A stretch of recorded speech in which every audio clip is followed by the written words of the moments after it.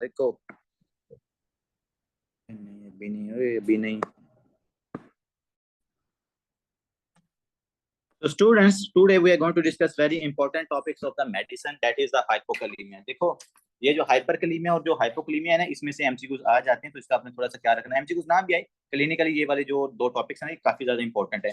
एक हाइपोकलीमिया, हाइपोनाइट्रीमिया और उसके बाद हाइपरकैल्सीमिया।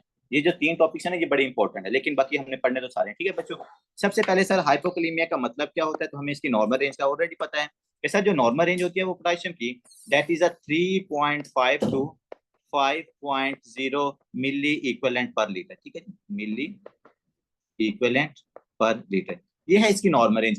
कल हमने बात की थी कि अगर सर 5.0 से ज्यादा होगा तो वो हाइपरकलीमिया होगा, जिसकी वजह से हमें कहा जाता है न्यूरोलॉजिकल सिम्टम आती हैं। इसके अलावा पेशेंट के अंदर हमें अरिथमिया वगैरह नजर आता है। इसके अलावा अगर पेशेंट के अंदर 3.5 से, या किसी बुक ने 3.6 भी लिखा हुआ, किसी ने 3.4 भी लिखा हुआ, लेकिन जो एग्जैक्ट अमाउंट है ना इसकी वो 3.5 है। ठीक है, तो ये थोड़ा बहुत वेरी कर जाती होती हैं ये लैब्स के अंदर भी ना, इनकी जो आपने देखा होगा जब टेस्ट वगैरह करवाते हैं ना, तो आगे उन्होंने लिखी होती है रेंज नॉर्मल, तो वहां पे भी थोड़ी बहुत वेरी करती है, लेकिन आपको पता होना चाहिए इतना भी ज्यादा वेरी नहीं होता। 3.5 है तो 3.6 लिख देंगे या 3.4 लिख देंगे, तो वो मतलब अराउंड ना नॉर्मली होती है। अगर 3.5 से बच्चों कम है तो उसको हम क्या कंसिडर करेंगे, दैट इज कॉल्ड द हाइपोकलीमिया। तो इसको यहाँ पे डिफाइन करते हैं, द डिक्रीज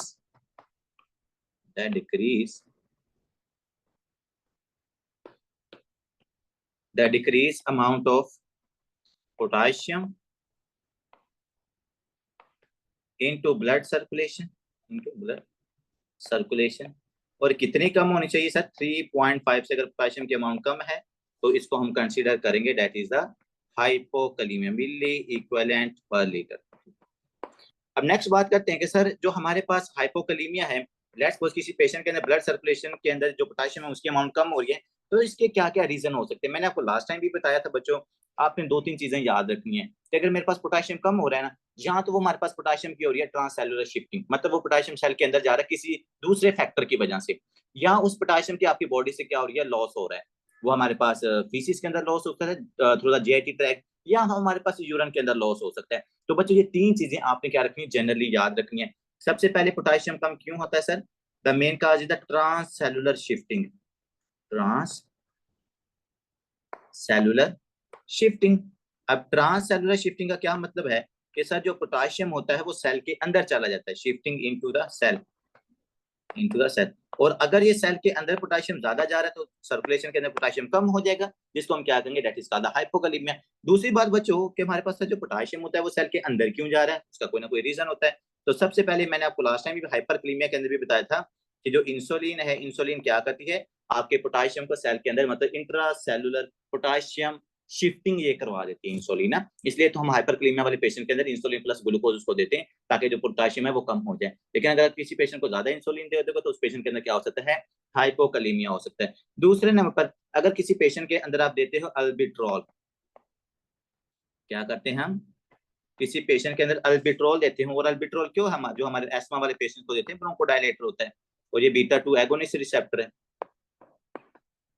अगर हम किसी पेशेंट के अंदर बीटा एगोनिस्ट देते हैं तो बच्चों ये भी क्या करता है, ये ट्रांससेलुलर शिफ्टिंग करता है आपके पोटेशियम की। ठीक है, असल में होता है पता है क्या है, जो बीटा 2 रिसेप्टर्स होते हैं ना, जब इनके ऊपर जाके अल्बिट्रॉल लगती है ना, तो इसके लगने की वजह से जो सोडियम पोटेशियम पंप होता है ना वो एक्टिवेट हो जाता है।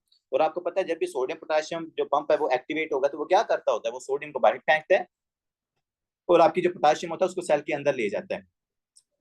और अब अगर एक पेशेंट अल्बिट्रॉल ले रहा है ना, तो अल्बिट्रॉल की वजह से क्या होगा, बीटा 2 रिसेप्टर एक्टिवेट होंगे, और बीटा 2 रिसेप्टर एक्टिवेट होने की वजह से सोडियम पोटेशियम पंप एक्टिवेट होगा, सोडियम पोटेशियम पंप एक्टिवेट होगा तो वो क्या करेगा, पोटेशियम को सेल के अंदर ले जाएगा। That can cause a hypokalaemia into your blood circulation. ठीक है बच्चों, तीसरे नंबर पर जो हमारे पास ट्रांससेलुलर शिफ्टिंग का रीजन होता है वो है इंक्रीज पीएच। कि जब हमारे पास पीएच इंक्रीज हो जाती है, तो पीएच इंक्रीज करने का क्या मतलब होता है sir, that is also called alkalosis, और एसिडोसिस जब कम हो जाता है, अल्कालोसिस। और अल्कालोसिस के बच्चों आपने रीजन याद रखने हैं कि हमारे पास जो पीएच इंक्रीज हो रही है उसका क्या क्या रीजन हो सकता है।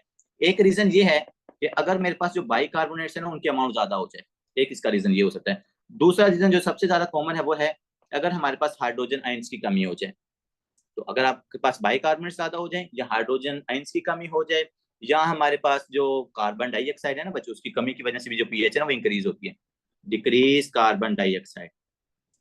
अब अगर आपको थोड़ा सा इसको रिलेट करके दिखाऊं ना, तो हमारे पास अगर पेशेंट है पेशेंट आपके पास आता है डिस्निया के साथ, डिस्निया, ठीक है, शॉर्टनेस ऑफ ब्रेथ। और शॉर्टनेस ऑफ ब्रेथ के अंदर क्या होता है, रिस्पायरेटरी रेट ज्यादा होती है। जब रिस्पायरेटरी रेट ज्यादा होगी, आप ज्यादा वेंटिलेट करोगे, जब ज्यादा वेंटिलेट करोगे तो आप ज्यादा कार्बन डाइऑक्साइड को बाहर निकालोगे, जब ज्यादा कार्बन डाइऑक्साइड को बाहर निकालोगे तो हमारे पास जो पीएच है वो क्या हो जाती है, इंक्रीज हो जाती है। इसीलिए जो पेशेंट एस्थमा का होता है, जो पेशेंट डिस्निया किसी भी रीजन की वजह से अगर उस पेशेंट के अंदर हो रहा है ना, तो उस पेशेंट के अंदर भी हाइपोकलीमिया हो सकता है, ठीक है। अब बंदा अगर डायरेक्टली देखे ना, यार इस बंदे को तो डिस्निया हो रहा है, तो डिस्निया की वजह से मतलब हाइपोक्लीमिया कैसे हो सकता है, लेकिन बच्चों वो रीजन ये होता है कि हमारे पास उसकी पीएच इंक्रीज हो रही होती है, अल्कालोसिस हो रही होती है। जब भी हमारे पास अल्कालोसिस या पीएच इंक्रीज होती है, आपका ब्लड अल्कलाइन नेचर के अंदर जाता है, तो वो पोटेशियम की शिफ्टिंग करवा देता है सेल के अंदर, ठीक है। तो ये चीज आपने यहाँ पर याद रखनी है। बाइकार्बोनेट, लेट्स सपोज आपने बाइकार्बोनेट की सप्लीमेंट्स ले ली, तो बाइकार्बोनेट के सप्लीमेंट्स लोगे, पीएच आपकी अल्कलाइन में जाएगी, पीएच अल्कलाइन के अंदर जाएगी, वो पोटेशियम के सेल के अंदर भेजेगी, that can cause a hypokalaemia as well, ठीक है बच्चों। तो that is called transcellular shifting of the potassium ions. ये इसके कॉजेज आपने याद रखना है। दूसरे नंबर बच्चों आते हैं रीनल लॉसेस। रीनल लॉसेस कि आपकी किडनी के अंदर क्या हो रहा है, पोटेशियम का जो पोटेशियम है ना, इसका लॉस हो रहा है। अब आपको ना सिंपल सी बात याद रखनी, मैंने आपको रीनल के अंदर पढ़ाया था कि जो आपकी नेफ्रॉन है ना, नेफ्रॉन के अंदर डिफरेंट टाइप के ट्रांसपोर्टर्स होते हैं, जिसके जरिए आप क्या करते हो, इलेक्ट्रोलाइट्स को एब्जॉर्ब करते हो, जिसमें आपके पास सोडियम भी आता है, जिसमें आपके पास पोटेशियम भी आता है, जिसमें आपके पास कैल्शियम भी आता है, जिसमें आपके पास बाइकार्बोनेट्स भी आते हैं, हाइड्रोजन आयंस भी आते हैं, मतलब तमाम जो इलेक्ट्रोलाइट्स होते हैं उनकी रीअब्जॉर्प्शन होती है आपके नेफ्रॉन के जरिए। और इसके लिए डिफरेंट टाइप्स के ट्रांसपोर्टर्स होते हैं, कोई को ट्रांसपोर्टर होता है, कोई काउंटर ट्रांसपोर्ट होता है, कोई सिंगल ट्रांसपोर्ट होता है, कोई सिंगल चैनल होता है, कोई काउंटर चैनल ट्रांसपोर्टर हमारे पास होते हैं। तो there are a lot of channels that can cause a reabsorption of your potassium into the blood circulation। अब अगर किसी पेशेंट के अंदर क्या हो गया कि वो जो चैनल्स हैं, लेट्स सपोज मैं एग्जांपल देता हूँ कि जो कैल्शियम के चैनल थे, या कैल्शियम सोडियम क्लोराइड का ट्राइएड होता है, वो जो हमारे पास है, जिसके ऊपर हम फिरोक्सीमाइड को डायूरेटिक्स देके इसको इनहिबिट करवाते हैं, जिसकी वजह से सोडियम पोटेशियम और क्लोराइड कम हो जाते हैं, ठीक है बच्चों। तो अगर आप किसी पेशेंट के अंदर कैल्शियम की पोटेशियम की रीअब्जॉर्प्शन को इनहिबिट करे हो किसी भी रीजन की वजह से, क्या उसका रीजन हो सकता है, लेट्स सपोज डायूरेटिक्स आप उसको दे रहे हो, डायूरेटिक्स के अंदर हाइड्रोक्लोरोथायाजाइड्स हो सकती हैं, फिर ऑसिमाइड हो सकती हैं, ये सारी क्या करती हैं, ये सोडियम पोटेशियम की जो रीअब्जॉर्प्शन उसको इनहिबिट कर देती है। वो इनहिबिट होगी, पोटेशियम आपकी लॉस हो जाएगी किसके अंदर, यूरिन के अंदर, and it can lead towards the hypokalaemia. और इवन तो जो जिस पेशेंट को हम लैसिक डालते हैं ना, लैसिक के ऊपर रखते हैं या फिरोक्सीमाइड ड्रग्स देते हैं, उनके हम पोटेशियम की जो अमाउंट होती है ना उसको साथ साथ चेक करते रहते हैं, ठीक है बच्चों। इसके अलावा ना जो सबसे इंपॉर्टेंट है, जो अभी क्लिनिक के अंदर मैं आपको बता रहा था, डीके के पेशेंट बहुत ज्यादा होते हैं, और डीके वाले पेशेंट्स होते हैं इनके अंदर जो टोटल बॉडी पोटेशियम होता है वो डिक्रीज होता है, ये बात आपने याद रखनी है। टोटल बॉडी पोटेशियम कम होता है, उसका रीजन क्या होता है कि डीके वाले पेशेंट के अंदर भी जो पोटेशियम होता है ना वो लॉस हो रहा होता है, ठीक है बच्चों। इसके अलावा अगर किसी पेशेंट के अंदर हम एल्डोस्टेरोन को इंक्रीज करवा दें, आपको पता है ना कि एल्डोस्टेरोन का मैकेनिज्म ऑफ एक्शन क्या था सर, एल्डोस्टेरोन हमारे पास इनेक चैनल्स के ऊपर एक्ट करता है, सोडियम की रीअब्जॉर्प्शन करवाता है, पोटेशियम को सेल से बाहर फेंकता है, हाइड्रोजन आयंस को भी सेल से बाहर फेंकता है। तो अगर किसी पेशेंट के अंदर एल्डोस्टेरोन ज्यादा है, पेशेंट के एड्रीनल ग्लैंड के अंदर एडिनोमा है, तो एल्डोस्टेरोन ज्यादा होगा, एल्डोस्टेरोन ज्यादा होगा, पोटेशियम इनको सेल यूरिन के अंदर ज्यादा फेंकेगा, and it can lead towards the hypokalaemia as well. तो यहाँ पर मैं लिखता हूँ एल्डोस्टेरोन एगोनिस्ट, एल्डोस्टेरोन अगर एगोनिस्ट उसके दे रहे हो, या आप एल्डोस्टेरोन का एडिनोमा हो जाए तो उसकी वजह से भी हाइपोकलीमिया हो सकता है, ठीक है बच्चों। तो ये कुछ रीजन है जो आपने याद रखने हैं, जिसके जरिए किडनी के जरिए आप जो पोटेशियम होता है ना इसका लॉस हो रहा है। लास्ट बट नॉट लीस्ट हमारे पास जो तीसरा रीजन है जो मैंने आपको बताया ना, जीआई लॉसेस, जीआई लॉसेस कि हम जीआईटी ट्रैक के जरिए भी क्या करते हैं, अपनी पोटेशियम को लॉस करते हैं, और वो तो क्या लॉस हो सकता है, या तो डायरिया की फॉर्म के अंदर हो सकता है, जी जी मैं खाने नहीं पा रही, डायरिया की फॉर्म के अंदर हो सकता है, या वॉमिटिंग की फॉर्म के अंदर, ठीक है। जब आप डायरिया करोगे या वॉमिटिंग करोगे तो उसके अंदर बाइकार्बोनेट्स का सबसे ज्यादा लॉस होता है, फिर क्लोराइड का लॉस होता है, तीसरे नंबर जो आपको पोटेशियम है ना इनका लॉस होता है डायरिया के जरिए एंड पोटेशियम के वॉमिटिंग के जरिए। तो इस तरह जो बच्चों आपका पोटेशियम होता है इसकी अमाउंट ब्लड सर्कुलेशन के अंदर क्या होती है, कम होती है। जो सबसे इंपॉर्टेंट आपने याद रखना है वो एल्डोस्टेरोन एगोनिस्ट याद रखना है, और जो आपने इंसुलिन को याद रखना है, ठीक है। क्योंकि जब हम पेशेंट को इंसुलिन लगाते हैं ना तो उसके पोटेशियम को हमने साथ साथ मॉनिटर करना होता है। अब बात करते हैं कि सर जो पेशेंट है, किसी पेशेंट के अंदर अगर पोटेशियम की डेफिशिएंसी होगी तो उस पेशेंट के अंदर किस तरह के सिम्टम्स हमारे पास देखने को मिलते हैं। सबसे पहले तो ये बच्चों आपने इसके बारे में याद रखना है, myopathy one of the most important symptom जो होती है ना इसकी हाइपोकलीमिया की, जो एग्जाम्स के अंदर पूछी जाती है, वो है ये मायोपैथी, कि पेशेंट आपके पास ना मस्कुलर वीकनेस के साथ आएगा। जितने भी मैंने एमसीक्यू सॉल्व किए हैं ना पोटेशियम से रिलेटेड, और हाइपोकलीमिया के रिलेटेड है, उसके अंदर ये वीकनेस ही बार बार आती है, ठीक है। इसको हम लिखेंगे weakness of the muscles, weakness of muscle, जिसको हम कहते हैं मायोपैथी। और हाइपोकलीमिया वाले पेशेंट के अंदर आपको ये जो प्रोमिनेंटली ये वाली सिम्टम उनके अंदर जरूर मिलती है, ठीक है बच्चों। इसके अलावा अगर हमारे पास पोटेशियम की अमाउंट कम हो रही है तो उसकी वजह से हमारे पास जो नॉन स्पेसिफिक सिम्टम्स हैं जैसा कि फटीग, टायर्डनेस, वीकनेस, इस तरह की सिम्टम आपको इसके अंदर नजर आएगी। फटीग हो गया, टायर्डनेस होगी, थकावट फील करेगा पेशेंट, ठीक है। इसके अलावा एक इंपॉर्टेंट सिम्टम है जिसको मैं यहाँ पर हाईलाइट कर रहा हूँ, that is the ileus. Ileus बच्चों कहते हैं कि अगर आपके पास जीआईटी ट्रैक की जो मोटिलिटी है ना, वो मोटिलिटी कम हो जाए। जीआईटी ट्रैक की न्यूरॉन्स असल में डैमेज हो रही होती है ना, क्योंकि जो न्यूरॉन्स का पोटेंशियल होता है वो पोटेशियम के साथ रिलेट होता है। तो हमारे पास अगर हाइपोकलीमिया हो जाए उन पेशेंट्स के अंदर तो जो न्यूरॉन्स की कंडक्शन होती है वो हमारे पास कंडक्शन कम हो जाती है, जिसको हम कहते हैं इलियस। इलियस का मतलब है decrease the motility of your GIT tract. तो अगर इलियस किसी पेशेंट के अंदर होता है तो वो पेशेंट हमारे पास कौन सी सिम्टम के साथ प्रेजेंट कर सकता है, कॉन्स्टिपेशन के साथ प्रेजेंट कर सकता है, जीआईटी ऑब्स्ट्रक्शन के साथ ये पेशेंट प्रेजेंट कर सकता है, क्योंकि उसकी जीआईटी की जो मोटिलिटी होती है वो हमारे पास कम हो जाती है। इसके अलावा बच्चों जो न्यूरॉन्स हैं, जैसे कि यहाँ पर भी न्यूरॉन्स की मोटिलिटी कम हुई है, इसी तरह जो आपके पास रिफ्लेक्सिस के अंदर न्यूरॉन्स इन्वॉल्व होती हैं, पोटेशियम के कम होने की वजह से जो उनका कंडक्शन होती है वो वहां पर कंडक्शन भी डिक्रीज हो जाती है, it can lead towards the hyporeflexia. सबसे इंपॉर्टेंट सिम्टम आपने बच्चों मायोपैथी याद रखनी है, उसके बाद इलियस आपने याद रखनी है, जीआईटी मोटिलिटी कम हो जाती है, तीसरे नंबर पर आपने हाइपोरिफ्लेक्सिया याद रखना, ठीक है। ये इंपॉर्टेंट सिम्टम है जो आपने जरूर याद रखनी है। आगे आते हैं कि सर पेशेंट जो हमारे पास हाइपोकलीमिया का है इसको हम डायग्नोस कैसे कर सकते हैं। तो बच्चों सिंपल सी चीज है, डायग्नोस करने का क्या तरीका होगा कि हम उसकी जो सीरम सर्कुलेशन है, सॉरी जो उसकी ब्लड सर्कुलेशन के अंदर पोटाशियम की अमाउंट हमने सबसे पहले वो चेक कर लेनी है। तो यहाँ पर आप देखोगे मेजरमेंट, पहले क्लिनिकल सिम्टम, फिर क्या है measurement of the potassium into blood circulation. तो ब्लड सर्कुलेशन के अंदर आपने पोटाशियम की अमाउंट क्या कर लेनी, मेजर कर लेनी। जब पोटाशियम की अमाउंट हमारे पास कम होगी तो आपको वहां पर वो लिख देंगे हाँ भाई 3.5 से 1.2 है या 2.5 है, इसका मतलब उस पेशेंट के अंदर हाइपोकलीमिया हो रहा है। इसके अलावा हमारे पास जो other important investigation that we can use for the hypokalaemia patients, it's the ECG findings. और ये बहुत ज्यादा इंपॉर्टेंट है, जो ईसीजी की फाइंडिंग्स है ना बच्चों, ये काफी ज्यादा इंपॉर्टेंट होती है, एग्जाम्स के अंदर इससे क्वेश्चन पूछे जाते हैं कि हाइपोकलीमिया वाला जो पेशेंट होता है उसकी ईसीजी के ऊपर क्या फाइंडिंग आती है। जैसे मैंने आपको उस दिन बताया था हाइपरकलीमिया की वजह से पीआर प्रोलोंगेशन होती है, क्यूटी प्रोलोंगेशन होती है और क्यूआरएस प्रोलोंगेशन होती है। तीसरे नंबर उसमें पीक्ड टी वेव आपको नजर आती थी हाइपरकलीमिया के अंदर। और जो हमारे पास हाइपोकलीमिया होता है इसके अंदर आपने सबसे पहले याद रखना कि यहाँ पर हमें जो टी वेव है ना, टी वेव आपको फ्लैट मिल सकती है, टी वेव फ्लैटनिंग। अब टी वेव फ्लैटनिंग क्यों होती है, क्योंकि बच्चों रिपोलराइजेशन करवानी होती है पोटाशियम ने, क्योंकि पोटाशियम है नहीं तो रिपोलराइजेशन प्रॉपर्ली नहीं हो रही होती, तो आपको जो टी वेव मिलती है वो आपको फ्लैट मिलती है इस केस के अंदर, ठीक है। यहाँ पर हाइपोकलीमिया से आपने एक और इंपॉर्टेंट एमसीक्यूज याद रखना है, that is a U wave formation. You wave formation, अब जरूरी नहीं है कि जितने भी पेशेंट हाइपोकलीमिया वाले होते हैं ना उनके अंदर ये यू वेव आपको नजर आए, लेकिन कहा जाता है कि हाइपोकलीमिया की वजह से आपको एक एक्स्ट्रा वेव नजर आती है, that is a U wave and it's U wave in the hypokalaemia. अक्सर स्टूडेंट समझते हैं हाइपरकलीमिया के अंदर नजर आती है, बच्चों नहीं, हाइपो, इसको याद मैंने इस तरह रखा हुआ है कि जैसे हाइपो है ना उसमें ओ आता है, तो ये यू है तो ये इट्स लुक्स लाइक ओ, ठीक है जी। हाइपोकलीमिया के अंदर आपको यू वेव देखने को मिलती है, ठीक है। ये नॉन स्पेसिफिक फाइंडिंग्स हैं जो आप यहाँ पर ईसीजी की फाइंडिंग्स के अंदर याद रखनी है। टी वेव फ्लैटिंग हो सकती है, यू वेव फॉर्मेशन आपके पास हो सकती है। सर पेशेंट हाइपोकलीमिया है तो हम इसको ट्रीट कैसे करेंगे। बच्चों ट्रीटमेंट का क्या, मैंने आपको मेडिसिन का सोल बताया हुआ है, जो चीज कम है वो आपको एक्सोजीनियस दे दो, जो चीज ज्यादा है आप उसको निकाल लो। पोटेशियम यहाँ पर कम है तो सबसे पहले तो देखो ना कि पोटेशियम कम क्यों हो रही। जो हमारा जनरल अप्रोच होती है ना पेशेंट को मतलब कि देखने के लिए कि हमने उसका जो ट्रीटमेंट है वो कैसे स्टार्ट करना होता है, तो मैंने आपको अक्सर बताया हो कि उस सिम्टम का रीजन को हमेशा देखा करो। अगर पोटेशियम हमारे पास कम हो रही है वॉमिटिंग की वजह से, डायरिया की वजह से, तो उस पेशेंट की वॉमिटिंग डायरिया को रोको, उसको ओआरएस वगैरह दो, उसका जो बॉडी वॉल्यूम है उसको मेंटेन करो। अगर उस पेशेंट को ड्रग्स की वजह से हो रही है तो ड्रग्स को चेंज कर दो, समझ रहे हो। अगर रीनल लॉसेस हो रहे हैं तो वहां पर रीनल लॉसेस को प्रिवेंट करो। तो पहले आपने अंडरलाइन काज को ठीक करना है, उसके बाद आपने चूंकि पोटेशियम के अमाउंट को नॉर्मल भी करना होता है तो उसके लिए हम क्या करते हैं, इसको ओरल पोटेशियम सप्लीमेंट देंगे। क्या करेंगे हम इसको ओरली,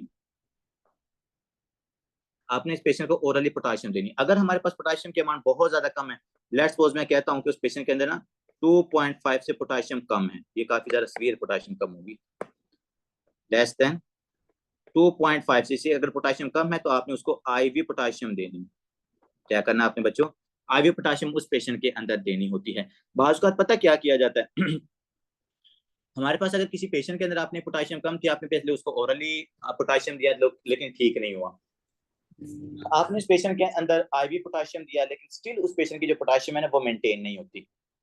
तो ये एक जनरल अप्रोच होती है कि जिस पेशेंट का पोटाशियम ठीक नहीं ना हो रहा होता, या इवन तो जिसका सोडियम भी ठीक ना हो रहा हो, या जिसका कैल्शियम भी ठीक ना हो रहा, उनका जो इलेक्ट्रोलाइट है ना मैग्नीशियम, उसको चेक किया जाता है। क्योंकि मैग्नीशियम इन्वॉल्व होता है हमारे पास किन केसों के अंदर आपके इलेक्ट्रोलाइट्स को बैलेंस करने के अंदर। तो मतलब मैग्नीशियम कहीं पर रीअब्जॉर्प्शन करवा रहा होता है जैसे वो कैल्शियम की करवा रहा होता है, कहीं पर वो सक्रीशन करवा रहा होता है जैसे वो पोटाशियम की सक्रीशन करवा रहा होता है। ठीक है बच्चों, तो आपने यहाँ पर क्या करवाना है, पेशेंट की जो मतलब मैग्नीशियम है ना, उस मैग्नीशियम को भी आपने जरूर चेक करना है। ठीक है, क्योंकि अगर किसी पेशेंट के अंदर लेट्स सपोज मैग्नीशियम की डेफिशिएंसी है ना, ठीक है, पेशेंट के अंदर क्या है, मैग्नीशियम की डेफिशिएंसी है, तो हाइपोमैग्नीसीमिया, हाइपोकैल्सीमिया, जो हाइपो पोटासीमिया जो होता है ना बच्चों, ये मतलब कि मैग्नीशियम के कम होने की वजह से जो पोटाशियम कम है ना वो ठीक नहीं होगा। आप फिर उस पेशेंट को मैग्नीशियम दोगे, मैग्नीशियम के साथ आपने पोटाशियम देना है, फिर उस पेशेंट के अंदर जो रहेगा पोटाशियम और जो मैग्नीशियम है वो दोनों मेंटेन रहेगी। ठीक है, अगर किसी में पोटाशियम कम है ना और वो ठीक नहीं हो रहा तो आपने उसका मैग्नीशियम लेवल जरूर चेक करना होता है। ठीक है, अगर मैग्नीशियम की डेफिशिएंसी आती है जो कि आई थिंक 1.5 से कम होता है आई गेस, तो फिर आपने मैग्नीशियम को भी ठीक करना होता है। ठीक है, और चौथे नंबर पर जो आपने चीज इस्तेमाल करनी है वो ये है कि कभी भी पोटाशियम या कोई भी इलेक्ट्रोलाइट है, चाहे वो सोडियम है, वो पोटाशियम है, कैल्शियम है, किसी भी इलेक्ट्रोलाइट्स को हम रैपिडली करेक्ट नहीं करते होते।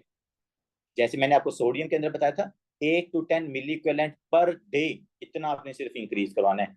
जो हमारे पास पोटाशियम है, पोटाशियम को हम कितना इंक्रीज करवा सकते हैं सर, पोटाशियम को हम इंक्रीज करवा सकते हैं मतलब कि 10 to 15 बताया जाता है, 10 to 15 आपने लिखना है कि इतना हम उसको इंक्रीज करवा सकते हैं पर 1 घंटे के अंदर, 10 to 15 milli equivalent per litre per hour. ठीक है, तो ये आपने क्या करना है, 10 से 15 यूनिट्स आपने इंक्रीज करने, और 20 से ज्यादा कभी भी करेक्ट नहीं करते होते, तो आपने 10 से 15 यहाँ पर जरूर लिखना है। ठीक है बच्चों, तो ये था हाइपोकैलेमिया का पेशेंट, जिसको हमने क्या कर लिया, इसकी सिम्टम्स भी देख लिए हैं, फाइंडिंग्स भी देख लिए, हमने उसको ठीक भी कर लिए है। आगे बच्चों आते हैं हाइपर कैल्सीमिया के ऊपर कि सर अगर किसी पेशेंट के अंदर कैल्शियम ज्यादा हो जाए, उस पेशेंट के अंदर कौन सी सिम्टम्स आ सकती हैं, फिर उन सिम्टम्स को हम कैसे क्या कर सकते हैं, ठीक कर सकते हैं, इन्वेस्टिगेशन कौन सी आपने यूज करनी है, अप्रोचेज आपने कौन सी इस्तेमाल करनी है। तो नॉर्मल पहले आपको कैल्शियम की जो अमाउंट है वो पता होनी चाहिए। नॉर्मल कैल्शियम की अमाउंट क्या होती है, 8.5 से लेकर 8.5 टू 10 पॉइंट, देखो कहीं पर 10.2 लिखा हुआ, कहीं पर 10.5 लिखा हुआ है, तो मैं यहाँ पर ना 10.2 के साथ जाऊंगा। ठीक है, क्योंकि यूवर्ल्ड के अंदर भी 10.2 आई गेस लिखा हुआ है। तो कैल्शियम की नॉर्मल रेंज देखो, अभी तक हमें सोडियम की नॉर्मल रेंज याद होगी ना, अब आपको कोई मसला तो नहीं है ना, पोटाशियम की आपको याद होगी है ना, कोई प्रॉब्लम तो नहीं है, अब आपको कैल्शियम की भी याद होगी। ठीक है, इसके अलावा आगे जाके हम फॉस्फेट वगैरह की भी ना नॉर्मल रेंजेस को देखेंगे, मैग्नीशियम की भी देखेंगे हम आगे। तो कैल्शियम 8.5 से लेकर कितनी होती है बच्चों, 10.2 तक। अगर 10.2 से ज्यादा होगी है कैल्शियम, इसका क्या मतलब, उस पेशेंट के अंदर हाइपर कैल्सीमिया होगा। तो इसको हम डिफाइन करेंगे, the excess amount of excess amount of calcium, excess amount of calcium into the blood circulation। कि सर अगर ब्लड सर्कुलेशन के अंदर कैल्शियम की अमाउंट ज्यादा हो जाए तो उसको हम क्या कहते हैं, हाइपर कैल्सीमिया। और बच्चों कितनी ज्यादा होनी चाहिए, 10.2 मिली इक्विवेलेंट पर यूनिट से पर लीटर, इससे इसकी अमाउंट क्या होनी चाहिए, ज्यादा होनी चाहिए, फिर हम उसको क्या कहेंगे, हाइपर कैल्सीमिया कंसीडर करेंगे। ठीक है, अब आगे आते हैं कि सर किसी भी पेशेंट के अंदर जो कैल्शियम है ना, वो कैल्शियम क्यों ज्यादा होती है। कैल्शियम बच्चों ज्यादा होने के काफी सारे रीजंस होते हैं, लेकिन इन रीजंस के लिए हमने एक निमोनिक आपकी बुक लिखती होती है, वो चिंपैंजी वाला, और वो बड़ा अच्छा निमोनिक है, क्योंकि आपकी कैल्शियम के ना इंक्रीज होने के बहुत ज्यादा कॉजेज होते हैं, बहुत बहुत सारे कॉजेज होते हैं। कैंसर की वजह से इंक्रीज होता है, ऑटोइम्यून डिजीज की वजह से इंक्रीज होता है, ग्रेन्युलोमैटस डिजीज की वजह से इंक्रीज होता है, किडनी किडनी फेलियर है तो कैल्शियम इंक्रीज होता है, पैराथायरॉयड में ट्यूमर है तो कैल्शियम इंक्रीज है, लंग कैंसर के अंदर ट्यूमर है तो कैल्शियम इंक्रीज है, थाइमोमा है तो कैल्शियम इंक्रीज हो सकता है, अब जीआईटी ट्रैक में ट्यूमर है तो कैल्शियम इंक्रीज हो सकता है, पेशेंट के अंदर ज्यादा कैल्शियम विटामिन डी ले रहे हैं, कैल्शियम ज्यादा हो सकता है।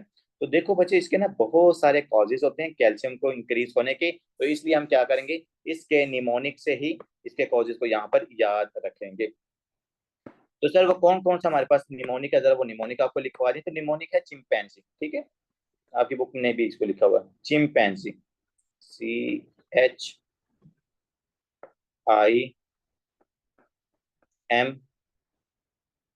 उसके बाद A, चिंपैंजीज।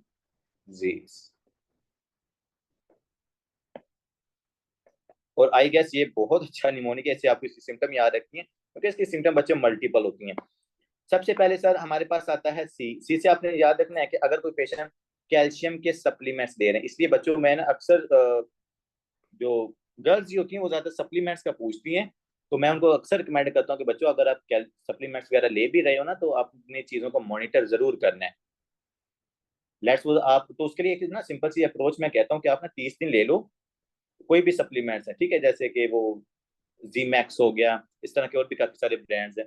तो इनके जो सप्लीमेंट्स है ना, आपने 1 महीना लो, उसके बाद 1 महीना की ब्रेक लो, उसके बाद फिर आप ले सकते हो, ठीक है। लेकिन अगर 1 महीने में आपकी मतलब कि सिम्टम वगैरह इंप्रूव हो जाए तो फिर 1 महीने के बाद छोड़ दो, लेकिन अगर नहीं हो रही तो 30 दिन के बाद ब्रेक लो, उसके बाद दोबारा आपने इसको कंटिन्यू करना है, क्योंकि उन इलेक्ट्रोलाइट्स की या उन मिनरल्स की आपकी बॉडी के अंदर एक्सेस हो सकती है। इवन तो जो आयरन है, आपको पता है ना, आयरन भी ज्यादा होती है तो हीमोक्रोमाटोसिस वगैरह उस तरह की सिम्टम काज करती है। कैल्शियम ज्यादा होगी वो भी काज करती है, मैग्नीशियम होगी, जिंक होगा, तो ये सारे क्या करवा सकते हैं, सिम्टम काज करवा सकते हैं। इसलिए हमने ब्रेक थ्रू के जरिए सप्लीमेंट्स प्रिस्क्राइब करने होते हैं। तो सबसे पहले अगर कोई कैल्शियम के सप्लीमेंट्स फीमेल बहुत ज्यादा ले रही है तो बच्चों उनके अंदर क्या हो सकता है, हाइपर कैल्सीमिया हो सकता है। क्योंकि देखो फीमेल्स के अंदर जो ऑस्टियोपोरोसिस वाली प्रॉब्लम होती है ना, ये बहुत ज्यादा होती है, क्योंकि उनके वो पीरियड्स वगैरह का भी प्रॉब्लम होता है।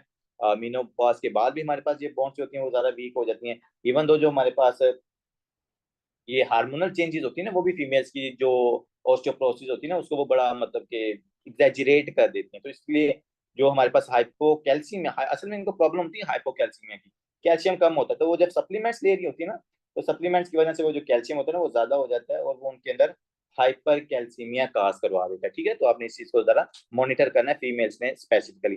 दूसरे नंबर सर हाइपर कैल्सीमिया के क्या रीजन है बच्चों, आपको पता ही है, पैराथायरॉयड हार्मोन, पैराथायरॉयड ग्लैंड। अगर आपके पास पैराथायरॉयड के अंदर पैराथायरॉयड ग्लैंड ज्यादा पैराथायरॉयड हार्मोन को रिलीज कर दे, जिसको हम क्या कहते हैं, पैरा हाइपरथायरॉयडिज्म। तो पैराथायरॉयड आपको पता है ना, वो बोन से भी कैल्शियम को निकालता है, वहां से रीअब्जॉर्प्शन भी ज्यादा करवा देता है जीआईटी ट्रैक्ट से। तो हाइपर पैराथायरॉयडिज्म की वजह से पेशेंट के अंदर हाइपर कैल्सीमिया हो सकता है, ठीक है बच्चों। ऐसे होता है हमारे पास इट्रोजेनिक कॉजेज।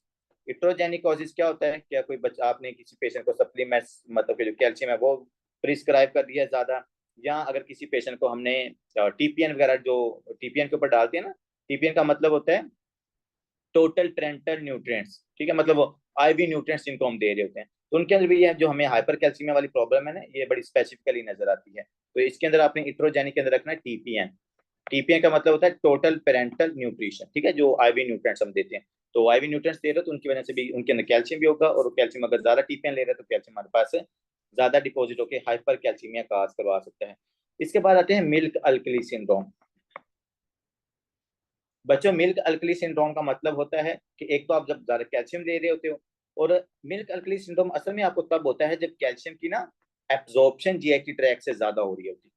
क्या है, अगर आपके जीआईटी ट्रैक से कैल्शियम की एब्जॉर्प्शन ज्यादा हो जाए, या ये है कि आप कैल्शियम ले बहुत ज्यादा रहे हो, ठीक है, तो इसको हम कहते हैं मिल्क अल्कली सिंड्रोम। वो मिल्क का उन्होंने इस तरह बताया हुआ ना कि आप ज्यादा मिल्क का इंटेक करोगे तो मतलब कि समझा जाता है मिल्क के अंदर ज्यादा कैल्शियम होती है, वो उस कैल्शियम की जो एब्जॉर्प्शन ज्यादा होगी और वो हाइपर कैल्शियमिया करवा देता है। इवन दो जो मिल्क होता है ना बच्चों, मिल्क के अंदर को ज्यादा कैल्शियम नहीं होती।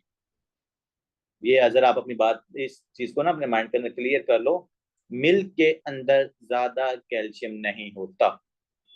इवन तो जो नेचुरल मिल्क होता है ना, जो हमारे पास, जिसको चलो ऑर्गेनिक का वर्ड हम यूज कर लेते हैं, उसके अंदर तो कैल्शियम हमारे पास जो दूसरा ये डिब्बों वाला कैल्शियम होता है ना, उससे भी ज्यादा कम होती है। इसलिए आपने देखा होगा कि जिन लोगों ने मतलब एनिमल्स वगैरह रखे होते हैं ना, इवन तो हमारी फैमिली, क्योंकि हमारी फैमिली गुज्जर फैमिली है, तो हमारे पास तो बड़ी भैंसे शैंसे वाला सीन होता है। तो उस हिसाब से तो हमारी हड्डियां बड़ी मजबूत होनी चाहिए ना कि हम सारा दूध पीते हैं, but that's not the reality, that's not the reality. Bone weakness होती है, सेम ही हमारी फैमिलीज के अंदर भी ऐसी ही होती है, लोग में तो ज्यादा मैं कहूंगा कि बोन फ्रैक्चर्स होते हैं। तो मिल्क का कोई कैल्शियम के साथ जो रिलेशन है ना वो नहीं है कि ज्यादा मैं दूध पीऊंगा तो ज्यादा मेरी बॉडी में कैल्शियम जाएगी, ठीक है। तो ये समझ लो कि ये फाल्स या मिसकंसेप्शन है। यहाँ पर मिल्क अल्कली सिंड्रोम का मतलब ये है बच्चों कि हमारे पास कैल्शियम की ना एब्जॉर्प्शन ज्यादा हो रही होती है, जब कैल्शियम की अब्जॉर्प्शन जीआईटी ट्रैक्ट से ज्यादा होती है ना, तो it can cause the hyper calcaemia. ठीक है। तीसरे नंबर आते हैं सर पी। पी का मतलब होता है जो एल्डर मेल्स होंगे ना, जिनके अंदर ये पैगिट डिजीज होती है, पैगिट या पैजिट डिजीज हम जिसको कहते हैं। तो पैगिट डिजीज की वजह से, क्योंकि पैजिट डिजीज के अंदर क्या होता है, ऑस्टियोपोरोसिस होती है, जो कैल्शियम होता है वो बोन से निकलता है, जो कैल्शियम बोन से निकलेगा तो it can cause a hyper calcaemia. ठीक है। लेकिन यहाँ पर मेल होता है, एल्डर होता है, तो वो साथ में उसकी वो वाली हिस्ट्री देखनी होती है। आगे आते हैं एड्रीनल इनसफिशिएंसी। एड्रीनल ए से एड्रीनल इनसफिशिएंसी कि अगर आपका एड्रीनल ग्लैंड सही से काम नहीं कर रहा, आपके एड्रीनल हार्मोन सही से काम नहीं कर रहे, तो आपको स्टिल हाइपर कैल्सीमिया हो सकता है। अच्छा, आप में से कोई इसका कोई रीजन बता सकता है कि एड्रीनल इनसफिशिएंसी की वजह से हाइपर कैल्सीमिया क्यों होता है? हाँ जी, any brilliant student, why there is hypercalcemia due to the adrenal insufficiency? हम्म, क्या ख्याल है डॉक्टर असलान?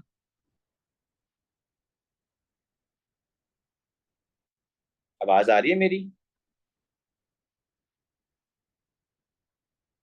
एड्रिनल इनसफिशिएंसी की वजह से क्यों होती है जी हाइपर कैल्सीमिया, क्यों हो रहा है? इवन तो उसके अंदर तो जो हार्मोन होते हैं वो हमारे पास हार्मोन्स की डेफिशिएंसी है, उसमें एल्डोस्टेरोन की डेफिशिएंसी है, उस पेशेंट के अंदर कोर्टिसोल की डेफिशिएंसी है।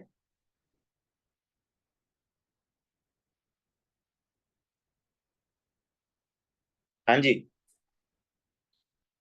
यार इसके ना काफी सारे मैकेनिज्म्स होते हैं। देखो, आपको अगर एल्डोस्टेरोन का मैकेनिज्म ऑफ एक्शन पता है ना, या एड्रिनल हार्मोन्स का आपको पता है और उनके फंक्शंस पता है, तो आई थिंक ये ज्यादा मुश्किल नहीं होना चाहिए।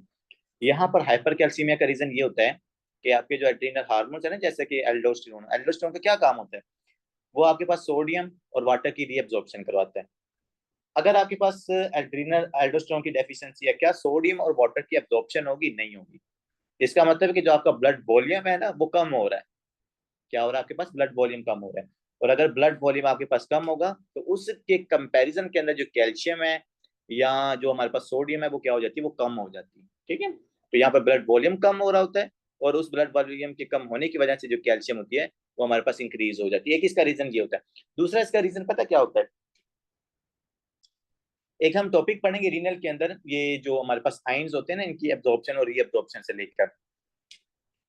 तो जब आपके पास पॉजिटिव, देखो जो आपका यूरन की मेम्ब्रेन है ना, जो हमारे पास ल्यूमन की जो क्या उसको कहते हैं यार, चार्जेस होते हैं, और जो हमारे पास सेल के इंट्रासेलुलर जी जो चार्जेस होते हैं, जैसे पॉजिटिव और नेगेटिव होते हैं, तो हमेशा पता क्या होता है, इनके अंदर ना आइसोलेशन पाई जाती है, मतलब सिमिलर सिमिलर होते हैं।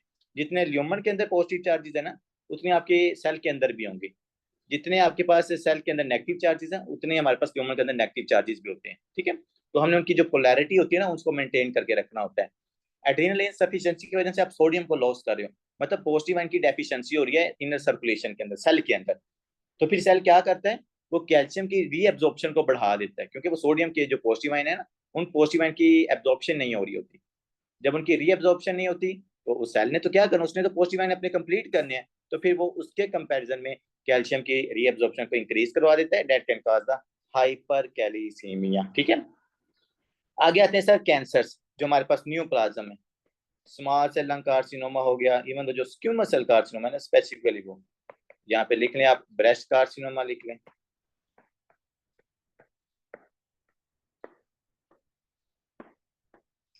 इसके अलावा लंग कार्सिनोमा लिख लें, लंग के अंदर जो ट्यूमर्स बनते हैं, लंग कैंसर। तो इन केसेस के अंदर बच्चों आपको क्या नजर आता है? हाइपर कैल्सीमिया, जो हमने कई दफा इस बात को डिस्कस भी किया हुआ है कि जो स्क्यूमस सेल कार्सिनोमा है ना, जो पैराथायरॉइड लाइक पेप्टाइड को रिलीज करता है, वो कैल्शियम के रीअब्जॉर्प्शन को ज्यादा कर देता है। आगे बच्चों आते हैं Zollinger Allison syndrome. Zollinger Allison syndrome. अब ये जो ज़ोलिंगर एलिसन सिंड्रोम है ना बच्चों, ये कैल्शियम को इंक्रीज नहीं करवाता। जो ज़ोलिंगर एलिसन सिंड्रोम है ना, ये हमारे पास इस सिंड्रोम का पार्ट है जिसका नाम है मैन 1। और आपको पता है कि मैन 1 के अंदर मल्टीपल सिंड्रोम्स होते हैं, जैसे कि पिट्यूटरी एडिनोमा होता है, इसके अलावा हमारे पास जो पैंक्रियाज है उनके ट्यूमर्स होते हैं, जिसमें से ज़ोलिंगर एलिसन सिंड्रोम एक है। और उसके अलावा हमारे पास होता है पैराथायरॉइड एडिनोमा। तो जो पेशेंट्स हमारे पास मैन 1 के होते हैं ना, उनके अंदर पैराथायरॉइड एडिनोमा होने की वजह से उनके अंदर क्या होता है, वही पैराथायरॉइड हार्मोन ज्यादा होगा, तो हाइपर कैल्सीमिया उस पेशेंट के अंदर आपको नजर आएगा।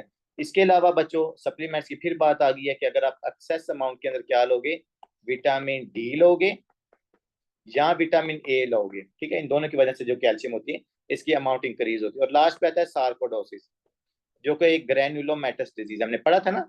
सार्कोडोसिस के अंदर मैक्रोफेजेस होते हैं, वो मैक्रोफेजेस क्या करते हैं, अल्फा हाइड्रोक्सिलेज एंजाइम को एक्टिवेट करते हैं, और फिर अल्फा हाइड्रोक्सिलेज विटामिन डी को एक्टिवेट करता है। विटामिन डी क्या करवाता है, एब्जॉर्प्शन करवा देता है कैल्शियम की, and it can cause the hypercalcaemia. ठीक हो गया बच्चों। अब आते हैं कि सर हाइपरकैल्सीमिया की वजह से ना पेशेंट्स के अंदर हमें क्या क्या सिम्टम्स नजर आ सकती हैं। तो सबसे पहले बच्चों हमने इसका वो निमोनिक भी पढ़ा था फर्स्ट एड के अंदर ना, मोन्स, ग्रोन्स, ओवरटोन्स, इस तरह का, ठीक है। तो अगर सिंपल सी बात की जाए तो हमारे पास सबसे पहले पेशेंट्स के अंदर हमें नजर आता है बोन फ्रैक्चर्स, बोन वीकनेस मैं लिख लेता हूँ, बोन पेन लिख लेता हूँ, या बोन फ्रैक्चर वीकनेस है। अब इसका रीजन क्या होता है, देखो बच्चों, जो कैल्शियम मैंने कहा था ना कि ऑटोइम्यून डिजीजेस की वजह से, या मैलिग्नेंसी की वजह से, या हमारे पास पैराथायराइड एडिनोमा की वजह से कैल्शियम इंक्रीज हो रहा है, तो वो उन्होंने अपने से थोड़ा रिलीज किया है। वो आपकी बोन से क्या करते हैं, बोन की रिजॉर्प्शन को ज्यादा कर देते हैं। जब बोन की रिजॉर्प्शन ज्यादा होती है ना, तो बोन की रिजॉर्प्शन की मदद से जब बोन की ब्रेकडाउन ज्यादा होगी तो वहां से जो कैल्शियम रिलीज होगा, वो कैल्शियम आपकी ब्लड सर्कुलेशन के अंदर जाएगा। जब ब्लड सर्कुलेशन के अंदर ज्यादा कैल्शियम जाएगा, it can cause the hyper calcaemia. क्या काज करवाएगा, हाइपर कैल्सीमिया। तो पहला आपने याद रखना है कि हमारे पास पेशेंट के अंदर हाइपर कैल्सीमिया की वजह से क्या हो रहा है, उसकी बोन वीकनेस आपको नजर आती है, ठीक है, क्योंकि बोन से कैल्शियम निकल रहा होता है। अब आते हैं सर किडनी स्टोन्स। आपको पता है जो सबसे कॉमन जो किडनी स्टोन होता है वो कौन सा होता है, जी और साहिबा? Calcium oxalate. हाँ जी। तो जो हमारे पास कैल्शियम ऑक्सलेट का स्टोन होता है वो सबसे ज्यादा कॉमन होता है, और यहाँ पर कैल्शियम ज्यादा हो गया तो इसका मतलब ये क्या करवा सकता है, किडनी स्टोन की फॉर्मेशन करवा रहा था। और इवन दो ये आपके पास रिकरेंट किडनी स्टोन फॉर्मेशन करवा रहा था, मतलब ये बार बार किडनी स्टोन को बना रहा था, ठीक है। इसके अलावा बच्चों आते हैं कॉन्स्टिपेशन के ऊपर। आपको पता है जो कैल्शियम हमारे पास होता है, कैल्शियम न्यूरॉन्स की एक्साइटेबिलिटी को कम करता है। मैं यहाँ पर एक वर्ड लिखने लगा हूँ, एक लाइन लिखने लगा हूँ, ये लाइन आपको जिंदगी में ना बड़ा काम देगी। लाइन बच्चों लिख लो, कैल्शियम डिक्रीज द एक्साइटेबिलिटी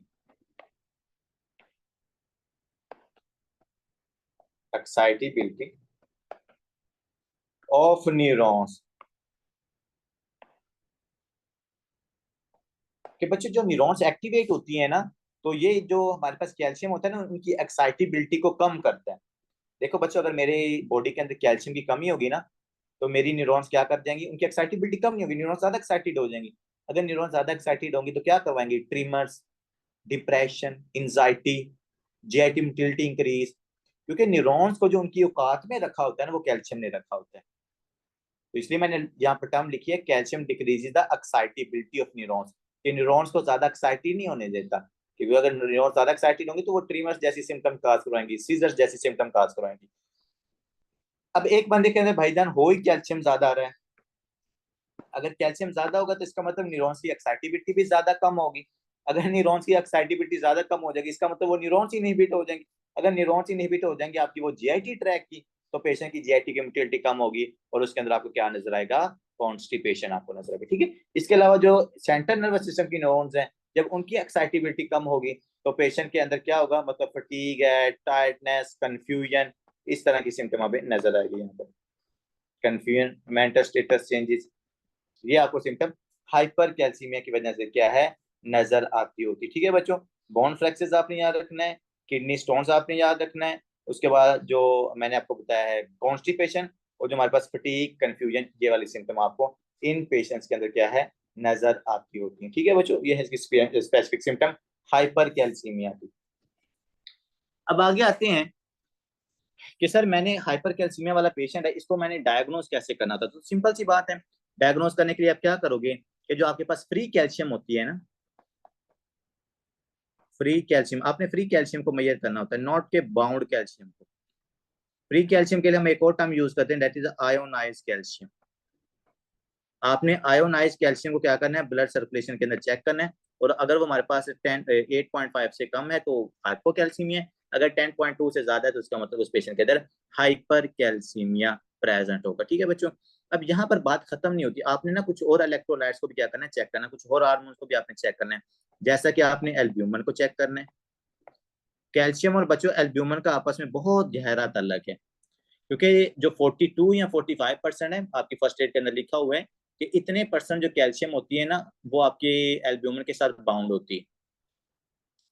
तो अगर मेरे पास एल्ब्यूमिन कम है ना तो जो बाउंड कैल्शियम है वो कम हो जाएगी, और फ्री सर्कुलेशन के अंदर जो कैल्शियम होगी वो ज्यादा होगी, पेशेंट के अंदर हाइपर कैल्सीमिया हो जाता है। अगर एल्ब्यूमिन प्रोटीन ज्यादा है, बाउंड कैल्शियम ज्यादा होगी, तो फ्री आयोनाइज कैल्शियम हमारे पास कम हो जाएगी। तो इसलिए हाइपो या हाइपर कैल्सीमिया के अंदर ना ये एल्ब्यूमिन प्रोटीन को जरूर चेक किया जाता है। लिवर सिरोसिस वाले पेशेंट के अंदर ये ना प्रॉब्लम आती है। तो वो मैं लिवर सिरोसिस से मुझे कल वाले पेशेंट का सिनेरियो याद आ गया, कल के पता नहीं परसों, उस पेशेंट को 33,000 का इंजेक्शन लगाया एल्ब्यूमिन प्रोटीन का, लिवर सिरोसिस का पेशेंट था, बट आफ्टर 10 to 12 आवर्स वो एक्सपायर हो गया था। असाइटिस का पेशेंट था, सीपीआर वगैरह भी दिया लेकिन वो एक्सपायर हो गया था। तो मैं कह रहा हूँ ये इतना महंगा इंजेक्शन होता है एल्ब्यूमिन प्रोटीन का, और उसमें बहुत ज्यादा सीवियर साइटिस भी हो गया था, नॉन फिटिंग एडीमा भी, मतलब उसकी जो टांगे थी बहुत ज्यादा स्वेलिंग हो गई थी, वहां पर एडीमा हो गया था, ठीक है, और उससे इवन द फेशियल एडीमा भी था उस पेशेंट के अंदर। तो एल्ब्यूमिन आपने याद रखनी है कि it's related with calcium. Calcium क्या करती है, बाउंड करती है एल्ब्यूमिन के साथ, ठीक है, जिसको हम कहते हैं बाउंड कैल्शियम। 42 या 45% होती है, तो ये भी आपने यहाँ पर चेक करनी है। इसके अलावा चेक करते हैं फॉस्फेट को और पैराथायरॉयड हार्मोन को। क्या करना है, फॉस्फेट और पैराथायरॉयड हार्मोन को चेक करना है। इसका रीजन ये होता है कि आप अगर पैराथायरॉयड को चेक करोगे तो आपको पता चल जाएगा कि हाइपर पैराथायरॉयडिज्म की वजह से इस पेशेंट के अंदर क्या हो रहा है, हाइपर कैल्सीमिया हो रहा है, ठीक है बच्चों। इसके अलावा हम उस पेशेंट के अंदर क्या चेक करेंगे, क्या इनको कहते हैं किडनी फंक्शन टेस्ट जो हमारे पास होता है, ठीक है, उनके नाम क्या होता है, नेफ्रॉन फंक्शन टेस्ट या renal function test, RFT। RFT। जी जी, RFTs आपने उससे करवाना, क्योंकि पता है आपको किडनी फेलियर की वजह से भी क्या होता है, हाइपर कैल्सीमिया होता है। किडनी फेल होगी, पैराथायरॉयड हार्मोन, जिसको हमने सेकेंडरी हाइपर पैराथायरॉयडिज्म कहा था ना, तो वो यही था कि किडनी की वजह से हमारे पास क्या होता है उस पेशेंट के अंदर ना, ये पैराथायरॉयड हार्मोन ज्यादा सक्रिएट होता है। जब पैराथायरॉयड हार्मोन ज्यादा सक्रिएट होता है तो वो बोन से ज्यादा कैल्शियम को निकालता है, that can cause a hypercalcaemia as well. तो ये RFT भी हम उस पेशेंट के अंदर जरूर करवाते होते हैं। इसके अलावा आपने एक्सरे भी करवा लेना, क्योंकि हमें पता है कि अक्सर जो लंग्स का ट्यूमर होता है ना उसकी वजह से पेशेंट के अंदर हाइपर कैल्सीमिया हो सकता है, ठीक है। इसके अलावा कोई अदर ऑटोइम्यून डिजीज है जैसा कि सार्कोडोसिस वगैरह होगी, तो आपने क्या करना है, उसकी ऑटोइम्यून बॉडीज को भी चेक कर लेना है, ताकि अगर सार्कोडोसिस की वजह से प्रॉब्लम हो रहा है तो हम उस चीज को क्या कर सकें, ट्रीट कर सकें। ये हमारे पास इन्वेस्टिगेशन। इन्वेस्टिगेशन की अगर हम बात करें तो another very important investigation that is ECG, ठीक है। तो ECG भी आपने इसके अंदर याद रखने का, अगर पूछा जाए कि हाइपर कैल्सीमिया की वजह से ECG के ऊपर क्या फाइंडिंग्स नजर आती हैं, तो बच्चों आपने याद रखना प्रोलॉन्ग्ड QT इंटरवल। जो आपका QT इंटरवल होगा ना, इंटरवल वो प्रोलॉन्ग हो जाएगा। देखो सिंपल सी बात है, QT इंटरवल क्यों प्रोलॉन्ग हो रहा है, क्योंकि जो आपके पास है, हमने एक्शन पोटेंशियल पढ़ा था ना, उसकी जो प्लेटू स्टेट थी वहां पर कैल्शियम हमारे पास सेल के अंदर आ रही होती है। तो अगर किसी पेशेंट में हाइपर कैल्सीमिया हो जाए ना, तो वो कैल्शियम का इनफ्लक्स ज्यादा हो रहा होता है उस पेशेंट के अंदर, ठीक है। तो जब वो ज्यादा होगा तो जो प्लेटू स्टेट है ना वो इंक्रीज हो जाती है। जब प्लेटू स्टेट इंक्रीज होगी तो पूरा QRS से लेकर रिपोलराइजेशन का ड्यूरेशन जो होता है वो भी हमारे पास क्या होता है, इंक्रीज हो जाता है, ठीक है। एक इसका रीजन ये होता है। जो हमारे पास पेस मेकर का एक्शन पोटेंशियल होता है ना, पेस मेकर की एक्शन पोटेंशियल को जो कैल्शियम है ये क्या कर देती है, उसको भी ये इनहिबिट कर देती है। पेस मेकर की एक्शन पोटेंशियल हाइपर कैल्सीमिया की वजह से, क्योंकि हमें पता है कैल्शियम क्या करती है, न्यूरॉन्स की एक्साइटेबिलिटी को कम करती है। तो अगर ज्यादा कैल्शियम हो जाएगा तो इवन तो पेशेंट के अंदर हार्ट ब्लॉक भी हो सकता है। तो ये चीज भी आपने यहाँ पर याद रखनी है। हाइपोकैल्सीमिया में भी आपका ये जो QT होता है ये इंटरवल प्रोलॉन्ग कर जाता है, और हाइपर कैल्सीमिया के भी अंदर तो, लेकिन इनका रीजन चेंज होता है। यहाँ पर हाइपर कैल्सीमिया की वजह से जो प्लेटू स्टेट है ना वो हमारे पास प्रोलॉन्ग कर जाती है। हाइपोकैल्सीमिया की वजह से क्यों होता है, क्योंकि हमारे पास जो डीपोलराइजेशन होती है ना वो जल्दी हो जाती है वहां पर। जब डीपोलराइजेशन जल्दी होगी तो जो रीपोलराइजेशन का ड्यूरेशन होता है ना वो हमारे पास क्या है, उस पेशेंट के अंदर प्रोलॉन्ग हो जाता है, मतलब डीपोलराइजेशन का टाइम भी रीपोलराइजेशन ले लेती है। तो उसकी वजह से वहां पर भी हाइपोकैल्सीमिया के अंदर भी प्रोलॉन्ग QT इंटरवल आपको नजर आता है। हाइपर कैल्सीमिया के अंदर भी आपको जो मतलब कि QT है ना ये प्रोलॉन्ग नजर आता है ECG के ऊपर, ठीक है बच्चों। अब आगे आते हैं कि सर इस पेशेंट को हमने ठीक कैसे करना है, हाइपर कैल्सीमिया वाले पेशेंट को। बच्चों इसको ठीक करने का सबसे पहला काम आपने करना है फ्लूइड्स देने उस पेशेंट को, क्योंकि आपको पता है उसकी जो ऑस्मोलैरिटी वो इंक्रीज हुई पड़ी है। तो आपने पहले उस पेशेंट की ऑस्मोलैरिटी को क्या करना है, मेंटेन करना है। उसके लिए आप उस पेशेंट को दोगे आइसोटोनिक IV फ्लूइड्स। और आइसोटोनिक IV फ्लूइड्स कौन से हैं सर, नॉर्मल सलाइन है।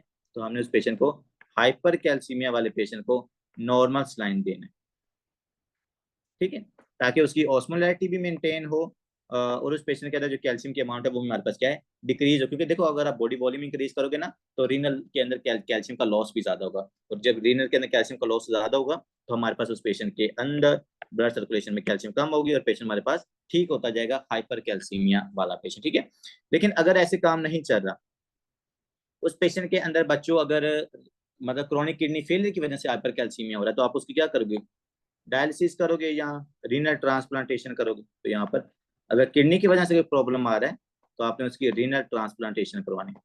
ठीक है, तीसरे नंबर पर अगर उस पेशेंट के अंदर पिट्यूटरी पैराथायरॉयड एडिनोमा है, क्या है, पैराथायरॉयड एडिनोमा की वजह से हाइपर कैल्सीमिया हो रहा है, एडिनोमा। तो बच्चों आपने पैराथायरॉयड को रिमूव करना है, अंडरलाइन काज को आपने ठीक करना है उसका। ठीक है, पैराथायरॉयड एडिनोमा को आपने रिमूव कर देना है। अगर उस पेशेंट की बोन से ज्यादा कैल्शियम निकल रहा है तो उस कैल्शियम को अपने बोन से अगर बच्चों कम करना हो ना, तो फिर उसके लिए आप ये जो ड्रग्स होती है ना बिसफॉस्फोनेट, ये आप यूज करते हो। बिसफॉस्फोनेट क्या करती है, बिसफॉस्फोनेट आपके पास जो ऑस्टियोपोरोसिस होती है ना, बिसफॉस्फोनेट जो बिसफॉस्फोनेट होती है ना, जैसे कि ये वो एलेंड्रोनेट होती है, आइसोड्रोनेट होती है, ये वाली जो ड्रग्स होती है ना बच्चे, ये आपके पास जो मतलब के ऑस्टियोक्लास्ट सेल्स होते हैं ना वो एक्टिवेट होते हैं और वो रिजॉर्प्शन करवाते हैं। बिसफॉस्फोनेट क्या करती हैं, ऑस्टियोक्लास्ट सेल्स को इनहिबिट करती हैं जाकर। जब ऑस्टियोक्लास्ट सेल्स इनहिबिट होंगे, बोन की रिजॉर्प्शन नहीं होगी, बोन की रिजॉर्प्शन नहीं होगी तो पेशेंट के अंदर हाइपर कैल्सीमिया नहीं होगा। ठीक है, तो इसलिए हम ये बिसफॉस्फोनेट ड्रग्स यूज करते हैं। अगर आपने इनका नाम भी लिखना है तो आप नाम लिख लो। फर्स्ट एड के अंदर मैंने आपको पढ़ाया था एलेंड्रोनेट,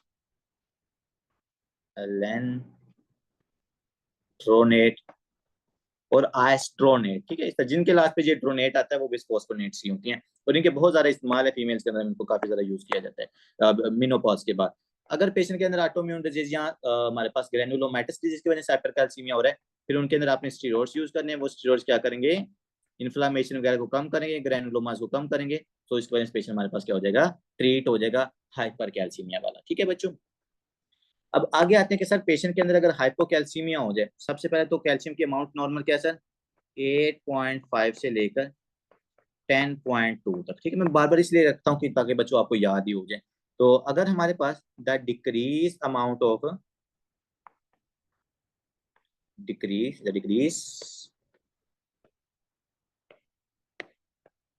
ऑफ कैल्शियम, और कितनी डिक्रीज होनी चाहिए डॉक्टर साहब, 8.5 से 8.5 मिली इक्विवेलेंट पर लीटर से अगर कैल्शियम कम है तो इसको हम क्या करेंगे, इज कॉल्ड द हाइपोकैल्सीमिया,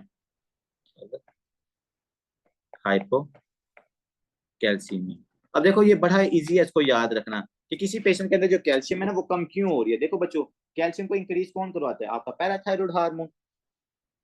तो अगर किसी पेशेंट के अंदर ना पैराथायरॉयड हार्मोन की डेफिशिएंसी है, अगर हम यहाँ पर इसकी एटियोलॉजी की बात करें, तो अगर कैल्शियम हमारे पास कम हो रहा है तो उसका जो मेन काज है वो हमारे पास पैराथायरॉयड हार्मोन ही है। तो हम इसको यहाँ पर लिखते हैं कि the main cause of calcium decrease is the hypoparathyroidism, parathyroidism. जो जिन लोगों के अंदर, चाहे वो प्राइमरी हाइपोपैराथायरॉयडिज्म है, सेकेंडरी है, कोई भी रीजन है, अगर पैराथायरॉयड हार्मोन की डेफिशिएंसी है तो उन पेशेंट्स के अंदर हाइपोकैल्सीमिया होगा। ज्यादातर जिन लोगों के अंदर हम थायराइड एक्टोमी करवाते हैं ना, थायराइड एक्टोमी मतलब थायराइड ग्लैंड को हम रिमूव करवाते हैं। तो थायराइड, क्योंकि आपके जो पैराथायराइड हार्मोन होते हैं बेचारे छोटे छोटे से ग्लैंड्स होते हैं, तो जब आप थायराइड ग्लैंड को रिमूव कर रहे होते हैं ना तो ये बेचारे साथ वैसे ही रिमूव हो जाते हैं। तो जिनके अंदर थायराइड एक्टोमी के बाद अक्सर हम कैल्शियम का अमाउंट जो होती है ना वैल्यू, एक तो हम उसकी वॉइस चेक करते हैं तो उसमें कोई प्रॉब्लम तो नहीं, रिकरेंट रेंजिनल तो नहीं डैमेज होगी, और दूसरे नंबर हम उस पेशेंट का पैराथायराइड हार्मोन की अमाउंट चेक करते हैं और कैल्शियम की अमाउंट उन पेशेंट्स के अंदर चेक करते हैं, क्योंकि थायराइड एक्टोमी की वजह से पैराथायराइड जो ग्लैंड उनका रिमूवल भी हमारे पास हो सकता है। ठीक है बच्चों, ये चीज आपने यहाँ पर याद रखनी है। सर इसके अलावा अगर किसी पेशेंट के अंदर कैल्शियम की एब्जॉर्प्शन कहाँ कहाँ से होती है, कैल्शियम की एब्जॉर्प्शन एक तो होती है आपके पास जीआईटी ट्रैक्ट से। ठीक है, तो अगर जीआईटी ट्रैक के अंदर कोई प्रॉब्लम है, कोई इन्फ्लामेशन है, कोई क्रॉनिक डिजीज है जैसे सिलिक डिजीज हो गया या क्रॉन डिजीज है, तो उनकी वजह से भी पेशेंट के अंदर हाइपोकैल्सीमिया हो सकता है। ठीक है, ये आपने याद रखने। इसके अलावा अगर किसी पेशेंट के अंदर विटामिन डी की डेफिशिएंसी है, डिक्रीज विटामिन डी, जैसे कि मतलब कि कोई ऐसे एरिया के अंदर रहते हैं जैसे ना किर्गिस्तान है, किर्गिस्तान के अंदर लोगों को ना ये हाइपोकैल्सीमिया होता है, ये बोन फ्रैक्चर्स वहां पर बड़े कॉमन है। तो उसका रीजन क्या है, क्योंकि वहां पर सन एक्सपोजर कम है।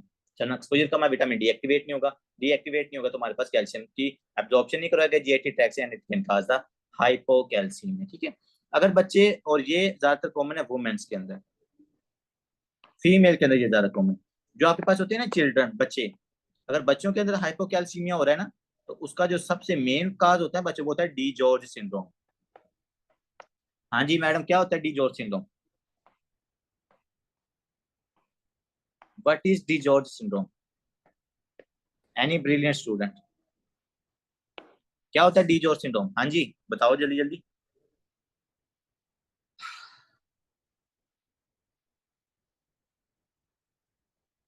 आवाज आ रही है मेरी?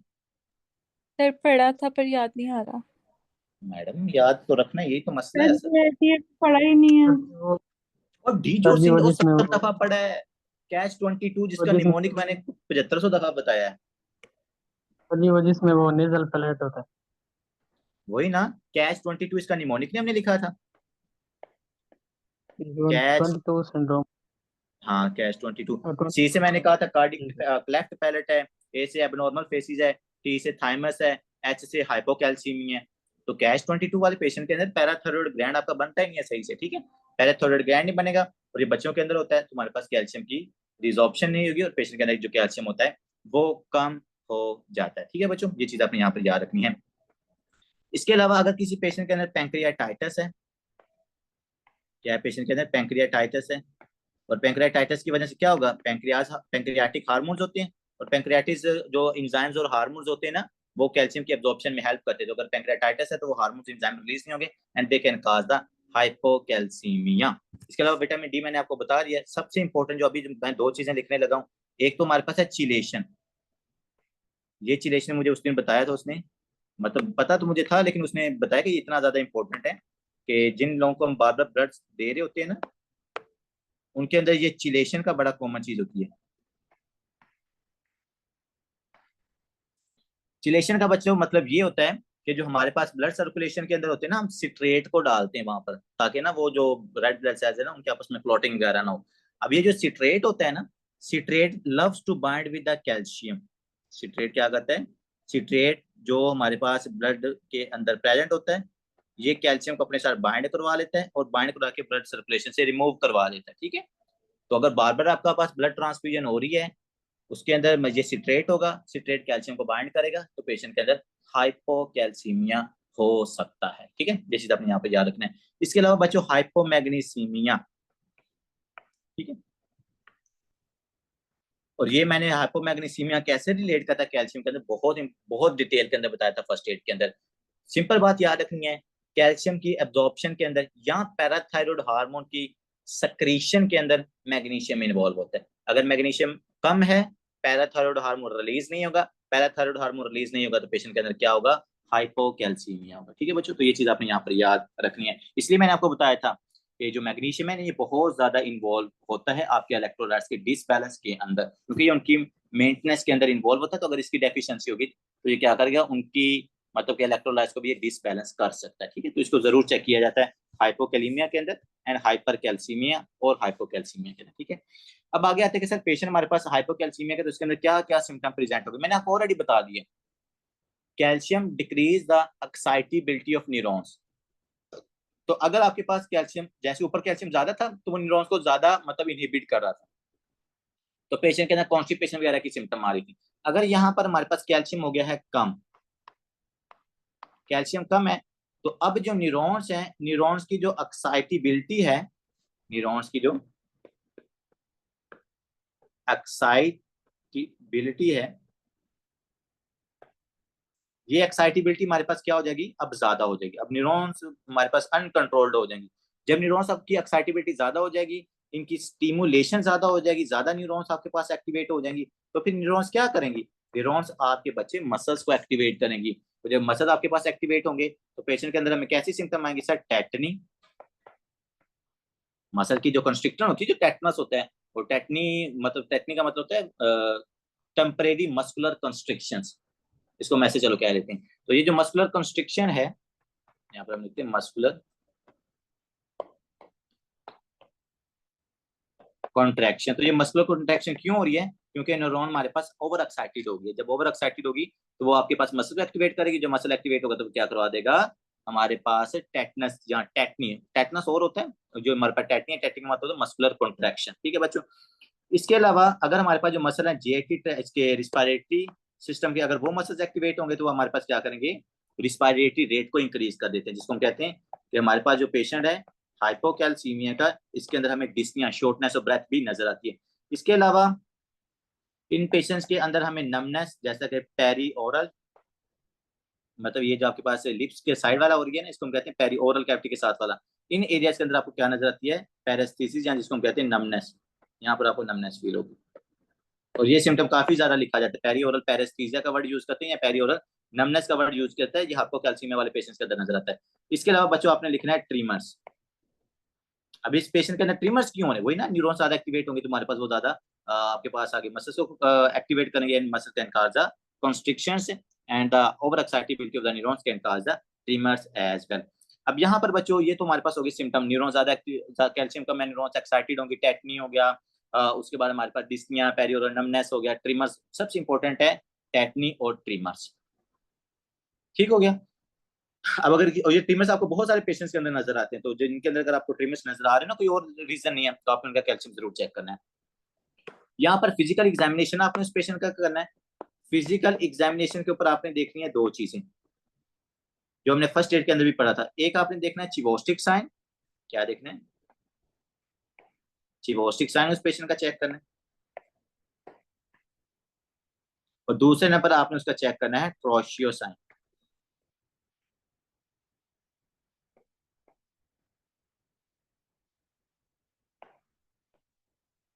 अब ट्रोशियो और जो हमारे पास चिवोस्टिक साइन मैंने आपको बताया था ना कि देखो आपके न्यूरॉन्स ओवर एक्साइटेड हैं, तो अगर आपके पास फेशियल नर्व के ऊपर टैप करोगे तो उसका वो वाला जो फेशियल एरिया होगा ना, वहां पर कंस्ट्रिक्शन हो जाएगी। अब देखो अभी नॉर्मल बैठो ना, आप अपने मुंह पे जैसे मर्जी टैप करते रहो, कोई मस्कुलर कॉन्ट्रैक्शन नहीं होगी।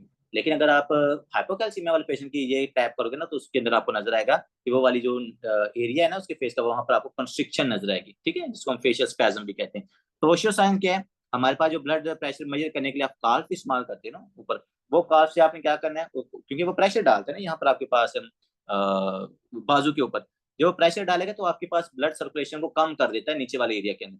जब ब्लड सर्कुलेशन कम होगी ना, तो आगे वाला जो आपके पास फिंगर्स होंगे ना, ये एक स्पेसिफिक सब जो पोस्चर होता है ना, वो गेन कर लेते हैं, जो मैंने आपको पहले बताया हुआ है पोस्चर है ना, आपको करके भी दिखाया था। तो वहां पर पहले कैल्शियम कम है, ब्लड सर्कुलेशन आपने डिक्रीज करके और ज्यादा कैल्शियम कम दी, कैल्शियम को कम कर दिया, तो पेशेंट के अंदर जो होता है न्यूरॉन्स ओवर एक्साइटेड होकर क्या करवा देती हैं, ट्रोशियो साइन वहां पर बना देती है। ठीक है, तो ये दोनों चीज आपने यहाँ पर याद रखनी है। हाइपोकैल्सीमिया के अंदर ट्रोशियो साइन एंड चिवोस्टिक साइन दोनों आपको पॉजिटिव मिलते हैं। आगे बात करते हैं कि सर इस पेशेंट को हमने मतलब कि डायग्नोज कैसे करना था। तो सिंपल सी बात है, डायग्नोज के लिए आपने सबसे पहले क्या करना है, इसकी कैल्शियम को चेक करना है।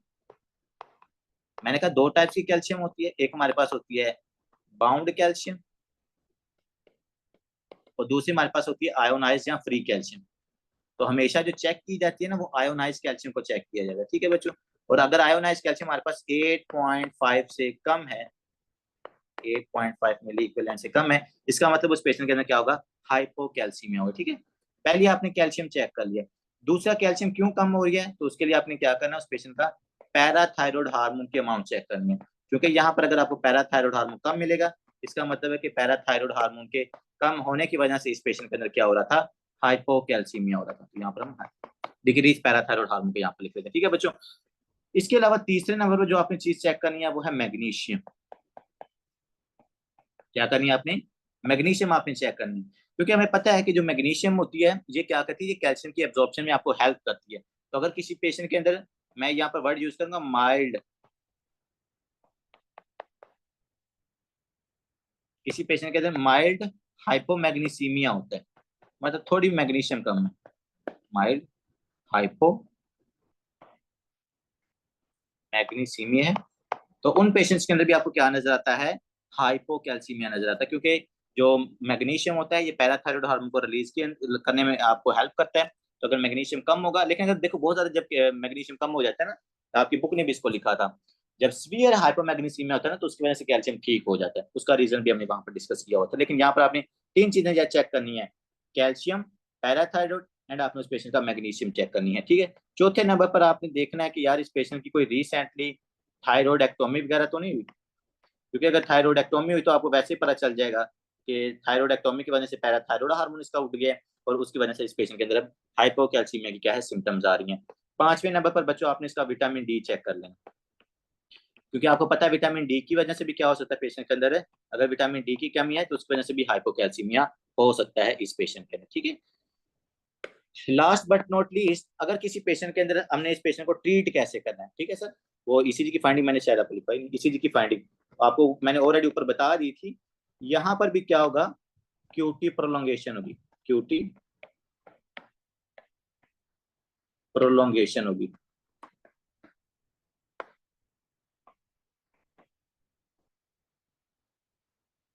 अब यहाँ पर क्यूटी प्रोलोंगेशन क्यों हो रही है बच्चों, अब आपने देखना है कि वही जो आपका प्लेचू था ना जो आगे लंबा हो रहा था, वो प्लेचू अभी छोटा हो जाएगा, ठीक है। देखो लेट्स गो, ये है, ये ऐसे प्लेचू था आपके पास हाइपर कैल्सीमिया के अंदर। अब जब हाइपोकैल्सीमिया होगी ना तो ये डीपोलराइजेशन ठीक है, लेकिन ये प्लेचू छोटा होगा, लेकिन जो आगे आपके पास रीपोलराइजेशन होगी ना, वो रीपोलराइजेशन का टाइम ज्यादा हो जाएगा, ठीक है। तो वो रीपोलराइजेशन का टाइम ज्यादा होने की वजह से भी यहाँ पर क्या होती है, आपको पेशेंट के अंदर क्यूटी प्रोलोंगेशन नजर आता है। तो ये दोनों कंडीशंस होती हैं, हाइपरकैल्सीमिया और हाइपोकैल्सीमिया, दोनों की वजह से आपको जो क्यूटी प्रोलोंगेशन है इसी चीज के ऊपर नजर आती है। ये चीज आपने यहाँ पर याद रखनी है। बात करते हैं सर आपने इसका ट्रीटमेंट कैसे करना है, तो बच्चों ट्रीटमेंट के लिए सिंपल है, जिस चीज की डेफिशिएंसी है उस पेशेंट को वो वाली चीज दे देते हैं। जैसे यहाँ पर कैल्शियम कम है तो पहले आप इसको क्या करोगे, ओरल कैल्शियम आपने देनी, ठीक है। अगर ओरल कैल्शियम काम नहीं करी, मतलब उसकी जीआईटी टैग में कोई प्रॉब्लम है जिसकी वजह से उसकी एब्जॉर्प्शन नहीं हो रही, तो आपने क्या कर देना, उसको आईवी कैल्शियम दे देनी। या इसके अलावा किसी पेशेंट में सीवियर हाइपोकैल्सीमिया है तो उस पेशेंट के अंदर भी हम आईवी कैल्शियम देते होते हैं। अगर ओरल कैल्शियम और आईवी कैल्शियम दोनों को देने के बावजूद नहीं हो रहा तो आपने उस पेशेंट की मैग्नीशियम चेक करनी है। मैग्नीशियम क्या करती है, मैग्नीशियम हमारे पास, मैग्नीशियम का आपने रिप्लेट करना है, उसको देनी है दोबारा, और अगर आप इसको रिप्लेट करोगे तो उसकी वजह से पेशेंट के अंदर जो पैराथायरॉयड हार्मोन है उसकी सेक्रीशन होगी and it can cause the reabsorption of the calcium and maintain the calcium level into your blood circulation, ठीक है बच्चों। So that's all about today lecture. We will start from hypomagnesemia to your tomorrow lecture. If you have any question you can ask. See you in next lecture. Okay ji, Allah हाफिज। के बाद